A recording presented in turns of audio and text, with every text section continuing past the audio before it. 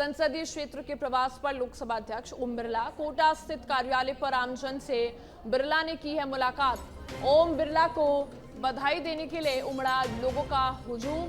कोटा बूंदी के ग्रामीण क्षेत्र से बड़ी संख्या में कोटा पहुंचे लोग। बोरखेड़ा के नया नोहरा में जीएसएस का लोकार्पण कार्यक्रम। विद्युत प्रसारण निगम के कार्यक्रम में सम्मिलित होंगे ओम बिरला। बड़ी अपडेट आपको हम दे दें। बधाई देने वालों का देखिए किस तरह हुजूम उमड़ा।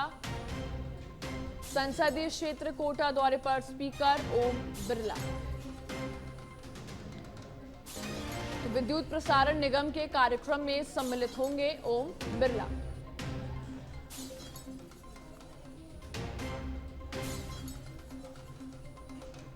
कोटा कार्यालय में आमजन से मुलाकात यहां पर की उन्होंने और तस्वीरें देखिए किस तरह लोगों का जनसैलाब यहां उमड़ा और भारी भीड़ आप यहां पर देख सकते हैं। किस तरीके से ओम बिरला को बधाई देने के लिए उमड़ा लोगों का जुलूस।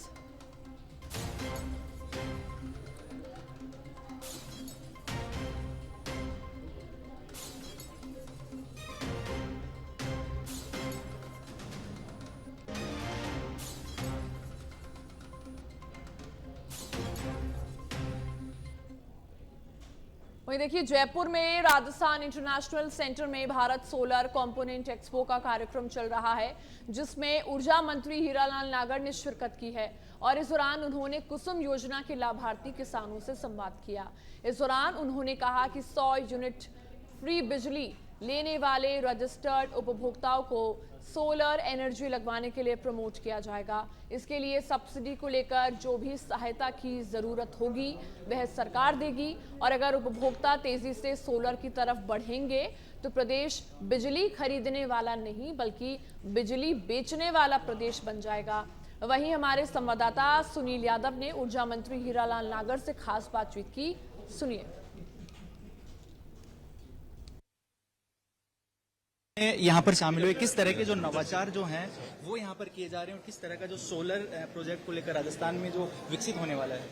देखिए, राजस्थान मरु प्रदेश से हमारा रेगिस्तानी प्रदेश जहाँ है वहाँ अपार संभावना इस सोलर की है, तो उसकी यहाँ पर रेडिएशन भी ज़्यादा है, अपार संभावना है, हमारे पास ज़मीन है, तो उसका राजस्थान ही सबसे ज़्यादा पहली पसंद किसी सोलर इन्वेस्टर की वो राजस्थान होता है और इसकी यहाँ काफ़ी संभावना है। अब हमारा प्रयास है कि राजस्थान सोलर के जो इक्विपमेंट हैं, जो पैनल हैं, जो इसके जितने भी कंपोनेंट हैं, उसकी मैन्युफैक्चरिंग का हब बने, उसकी बहुत बड़ी यहाँ संभावना है। आज ये जो यहाँ जितनी स्टॉलें लगी हुई है सब मैन्युफैक्चरर की स्टॉलें हैं, तो ये ज़्यादा से ज़्यादा इसको बढ़ावा देने की सरकार के स्तर पर कोई हम प्रयास करेंगे कि कैसे और यहाँ मैन्युफैक्चरर इसके आए और हम राजस्थान में जो सोलर लगे हैं वो राजस्थान से ही इन अपनी जरूरतों को पूरा करके यहाँ की इंडस्ट्री को फायदा मिले। मैन्युफैक्चरिंग और जो इंस्ट्रूमेंट है उनके असेंबलिंग के लिए किस तरह का जो बजट है वो रहने वाला है, क्योंकि रोजगार के लिए भी एक बेहतर विकल्प होगा युवाओं के लिए। इसमें बजट नहीं है, उसके लिए उनको इंफ्रास्ट्रक्चर डेवलपमेंट के लिए जो भी लैंड की आवश्यकता है, जहाँ भी उनको एक हब बना करके मैन्युफैक्चरिंग हब बने,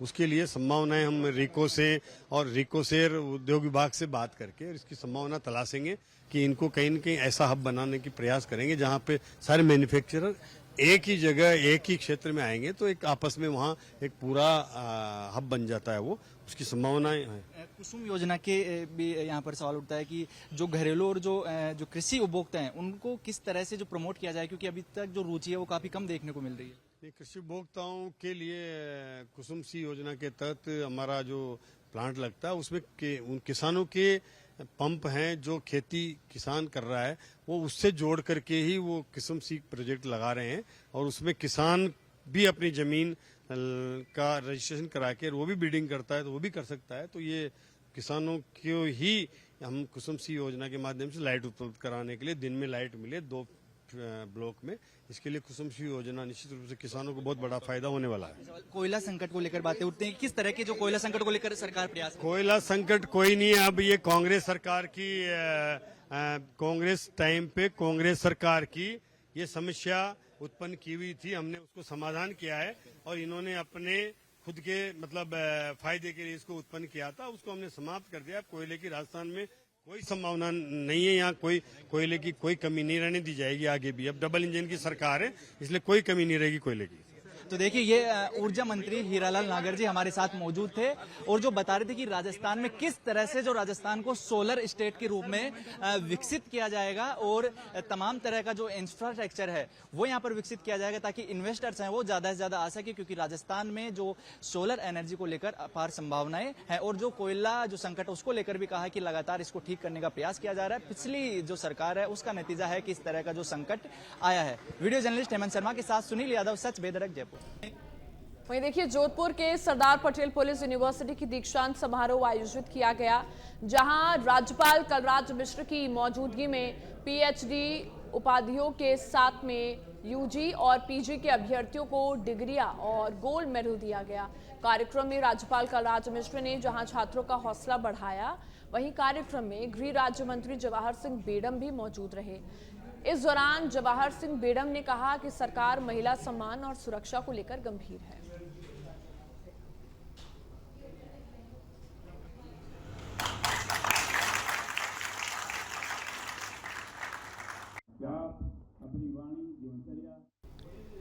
वहीं पोखरण से खबर है, भूमाफियाओं के खिलाफ सख्त हुई विधायक महंत प्रतापपुरी। अतिक्रमण को लेकर विधायक प्रतापपुरी ने जताई नाराजगी और किसी को भी बख्शा नहीं जाएगा, ऐसा प्रतापपुरी ने कहा। अतिक्रमण ध्वस्त करने के लिए एसडीएम को आदेश दिए हैं, ऐसा प्रतापपुरी ने कहा है। तो ये बयान सामने आया है प्रतापपुरी ने।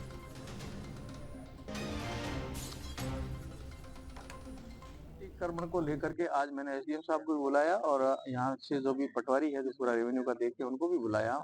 उनका कहना है कि ये एक आगे नाला है, नदी है और उसके बाद में खातेदारी की जमीन शुरू होती है, फिर उससे नदी और खातेदारी की जमीन के बाद में सड़क शुरू हो रही है। तो पहले से जो विसंगतियां रही है, किसी ने आगे आकर के नदी में नाले में कब्जा किया, तो हम सबको जानकारी है कि सुप्रीम कोर्ट का रोक है, नदी नाला कैचमेंट एरिया में यदि कोई कब्जा करता है तो उसको हटाया ही जाएगा। उसके उपरांत अभी भी ऐसी यदि कोई कर रहे हैं तो उनको एसडीएम साहब को कहा कि जिनकी जहाँ जमीन है वहाँ कब्जा दिया जाए और यदि सरकारी जमीन है यदि नदी नाला तो उसको मुक्त किया जाए। इसके लिए कमेटी बना करके निष्पक्ष जांच किया जाए। क्योंकि पोखरण क्षेत्र में ओवरलैपिंग का विषय और आ रहा है, तो ओवरलैपिंग को भी ध्यान में रखते हुए न्यायोचित इसका निष्कर्ष किया जाए और जिनकी जहाँ जमीन है सरकारी है तो उसको आरक्षित की जाए, रखी जाए और किसी खातेदार की है तो उसको कब्जा। पीसीसी चीफ गोविंद सिंह डोटासरा ने लक्ष्मणगढ़ पंचायत समिति परिसर पे करीब 25 लाख रुपए की लागत से बनने वाले राजविका भवन का शिलान्यास किया।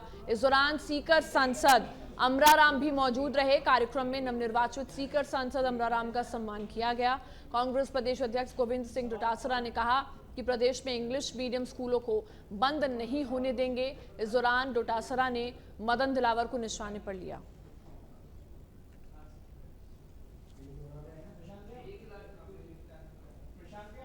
लेकर के ये कि पहली बात तो हमारा जो बजट दिया हुआ है पिछले 5 साल में, उस बजट के कामों को इन्होंने रोक रखा 6 महीने से। उसकी लड़ाई लड़ेंगे कि पहले जो हमने बजट दे दिया, वित्तीय स्वीकृति जारी हो गई, बजट घोषणा हो गई, उस काम को रोक रखा है। 11 करोड़ का यहाँ पर मिनी सचिवालय, 5 करोड़ का आपने देखा होगा कि नगर पालिका का नया भवन है, 8 करोड़ रुपए का स्काउट आवासीय विद्यालय है।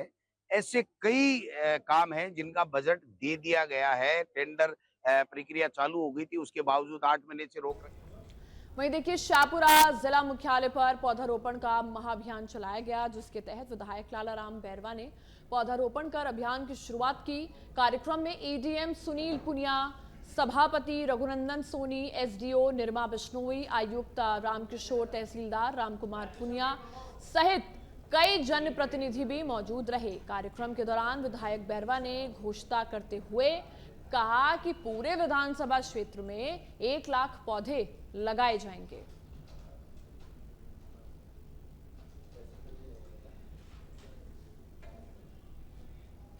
भरतपुर से खबर है, दुकान के आगे का हिस्सा अचानक भरभराकर गिरा। दुकान के नीचे बैठा व्यक्ति चोटिल मौके पर। बड़ा हादसा देखिए टल गया है। थाना मथुरा गेट के गंगा मंदिर के पीछे के बाजार की ये घटना बताई जा रही है। हादसे में एक व्यक्ति देखिए चोटिल जरूर हुआ है। मौके पर ये बड़ा हादसा लेकिन देखिए टल गया है। तस्वीरें आपको हम दिखा रहे हैं। दुकान के नीचे बैठा व्यक्ति चोटिल हो गया है और मौके पर बड़ा हादसा जो है वो टल गया है।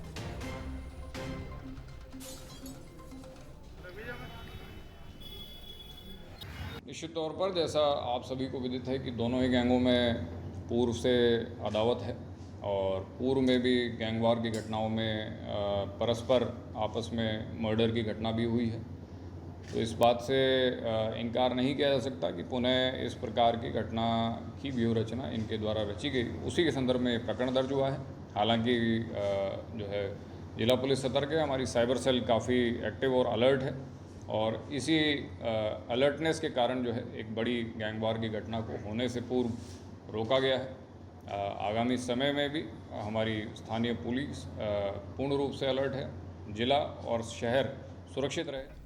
भरतपुर से बड़ी खबर है। भरतपुर में गैंग वॉर की प्लानिंग। कुलदीप जगीना गैंग के लोगों की हत्या की फिराक में कृपाल गैंग के 5 सदस्य गिरफ्तार। मास्टरमाइंड कृपाल का भतीजा पंकज अजमेर जेल से ही 3 लोगों की कर रहा था रेकी। और आपको बता दें, अजमेर में हाई सिक्योरिटी जेल से चल रही थी गैंग वॉर की प्लानिंग। पहली बार अजमेर जेल से मोबाइल और सिम बरामद। दोनों से पहले भी हो चुकी है गैंग वॉर। देखिए, दोनों में पहले भी गैंग वॉर हो चुकी है और अब फिर से ये मास्टरमाइंड कृपाल का भतीजा पंकज अजमेर जेल से ही 3 लोगों की कर रहा था recce. Ajmer high security jail से चल रही थी गैंग वॉर की प्लानिंग। और देखिए, पहले भी दोनों के बीच जो है ये बड़ा जो मास्टरमाइंड का जो खेल है वो पहले भी ये हो चुका है। पहली बार अजमेर जेल से मोबाइल और सिम बरामद किए गए हैं। तो तस्वीरें आप देखिए, दोनों के बीच पहले भी हो चुकी है गैंग वॉर। भरतपुर से ये बड़ी खबर आपको बता रही है।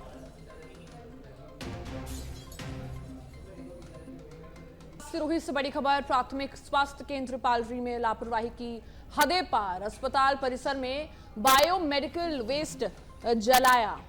खुले में डाला जा रहा है बायो वेस्ट, जबकि बायो वेस्ट निस्तारण की होती है एक निश्चित प्रक्रिया। बायो वेस्ट जलाने से गांव में बढ़ेगा संक्रमण का खतरा। बड़ी अपडेट आपको हम दे दें। अस्पताल परिसर में बायो मेडिकल वेस्ट देखिए जलाया गया।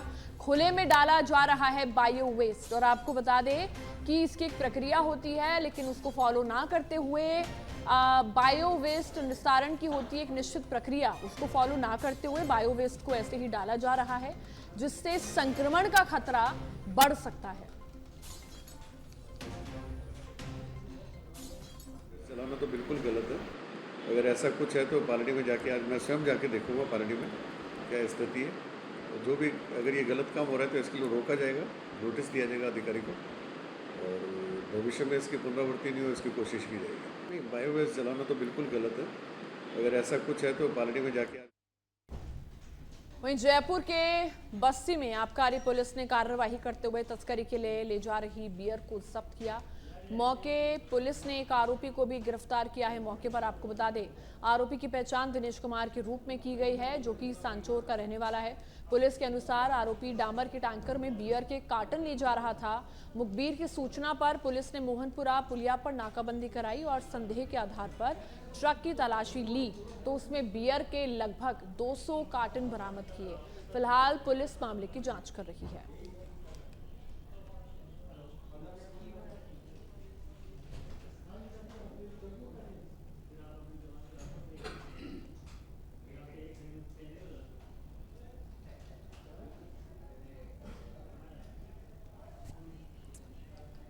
और जैसलमेर से खबर है। फांसी के फंदे से झूला युवक। किशन घाट इलाके में 30 साल के भारतनाथ ने किया सुसाइड। युवक की आत्महत्या करने का कारण स्पष्ट नहीं। मौत के कारणों का पता लगाने में जुटी है पुलिस। बड़ी अपडेट इस वक्त की आपको दे रही है, जहां पर फांसी के फंदे से झूला युवक और फांसी के फंदे से युवक देखिए मिला, लेकिन अभी 30 साल के भारतनाथ ने सुसाइड किया है, लेकिन कारण स्पष्ट नहीं है कि आखिर आत्महत्या क्यों की है। लगातार पुलिस इस बात की तफ्तीश कर रही है, इस कार्रवाई में जुटी हुई है ताकि पता चल सके कि असली कारण आखिर क्या है।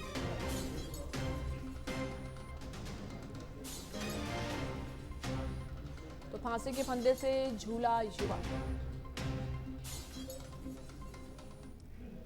सवाई माधोपुर जिले के चौथ के बरवाड़ा पंचायत में सरपंच सीता सैनी के साथ पंचायत सदस्यों ने ग्राम पंचायत पर ताला लगा दिया। उप सरपंच बद्रीलाल महावर ने बताया कि राज्य और केंद्रीय वित्त आयोग का करोड़ों रुपए बकाया है, जिसके चलते विकास के काम नहीं हो रहे हैं। दूसरी ओर पंचायत में तालाबंदी होने से आम लोगों को कभी परेशानियों का सामना करना पड़ रहा है। ग्राम पंचायत में देखिए ताला लगाया और सरपंच और पंचायत सदस्यों ने ये ताला लगाया है। सवाई माधोपुर से खबर आपको बता रहे हैं, करोड़ों रुपए बकाया होने का आरोप है। पंचायत में नहीं हो रहे विकास का कार्य।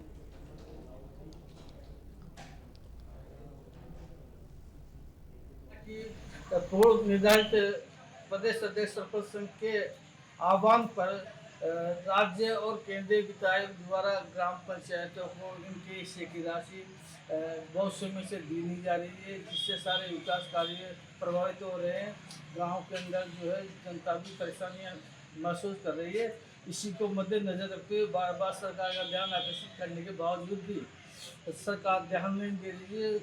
उसके फलस्वरूप सरपंच संघ ने मजबूरन होकर के इस आंदोलन का कदम उठाना पड़ा है।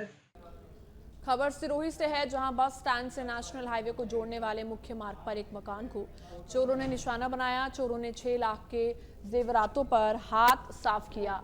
चोरी की पूरी वारदात घर में लगे सीसीटीवी कैमरे में कैद हो गई है। पिंडवाड़ा सिरोही चोरों ने घर को बनाया निशाना। करीब 6 लाख के जेवरात चोरी की वारदात घर में लगे सीसीटीवी में कैद हो गई।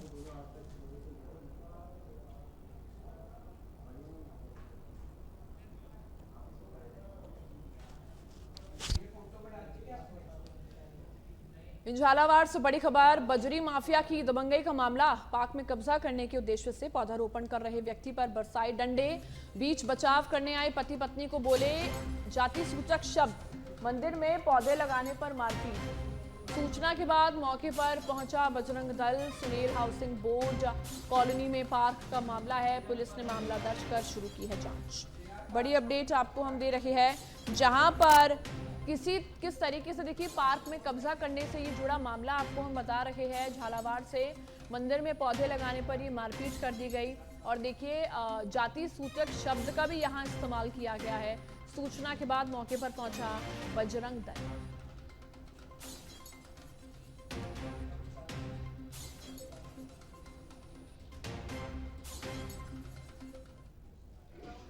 शंकरलाल सुतार निवासी सुनेर का उपस्थित थाना आए थे। इनके साथ में कुछ बजरंग दल के भी वो आए थे, कार्यकर्ता आए थे और बद्रीलाल ने यहाँ पे रिपोर्ट दी कि हाउसिंग बोर्ड कॉलोनी में माताजी के मंदिर पे हम वहाँ पे